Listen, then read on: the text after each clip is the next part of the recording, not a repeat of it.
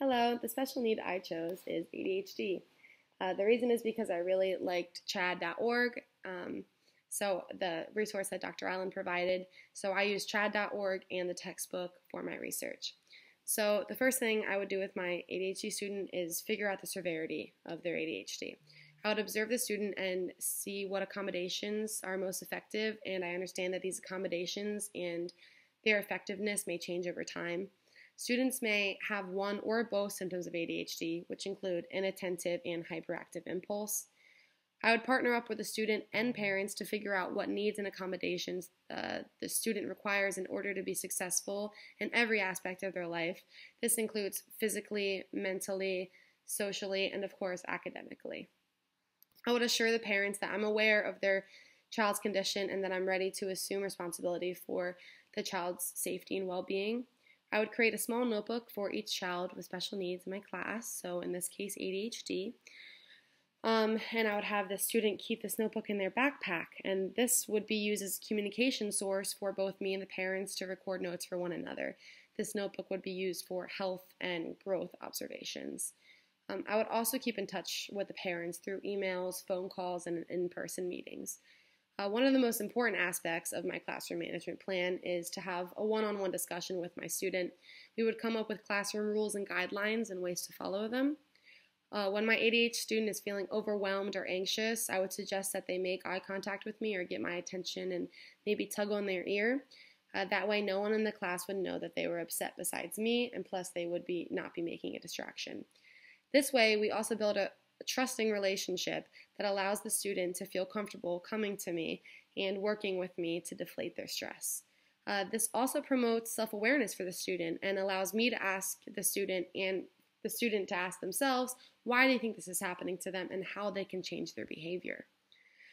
Me and the student would also assign a signal for when I need to tell them that their behavior is bordering inappropriate.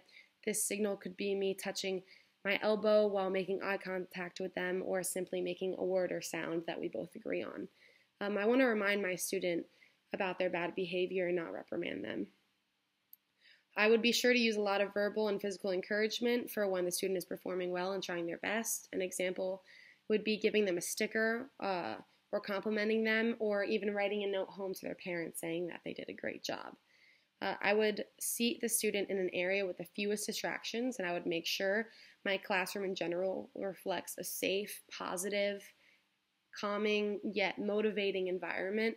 I would also seat the student next to positive peers and closer to me, so we would communicate signs easily and so I could keep them on track. And there's a lot more to my classroom management plan that I would do. A few examples would be give them more time for assignments, provide brain breaks, and allow them to take tests in a different room. But for the educating my whole classroom on ADHD, I would start with a read aloud. I found this cute book called Mrs. Gorski, I Think I Have the Wiggle Fidgets. It's about a boy named David with ADHD who thinks he has all these great ideas, but when he feeds into his impulses, he always gets in trouble or gets yelled at. In the end, you find out that the teacher had the wiggle fidgets too. And David, his parents, and Miss Gorski came up with ways to help David control his wiggle fidgets and to know which ideas are good and which ideas are bad. David in the story was a big part of helping. He was the main creator of, I want to fix this. I'm going to come up with ideas. And so I think that's also good for the student with ADHD to see.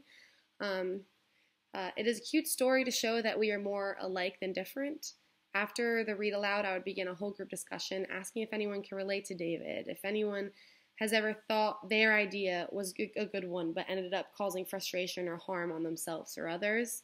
I would ask about the wiggle fidgets, and I would explain that I have the wiggle fidgets even to this day. After comparing each other's stories and highlighting connections, I would explain what ADHD is and how you were born with it.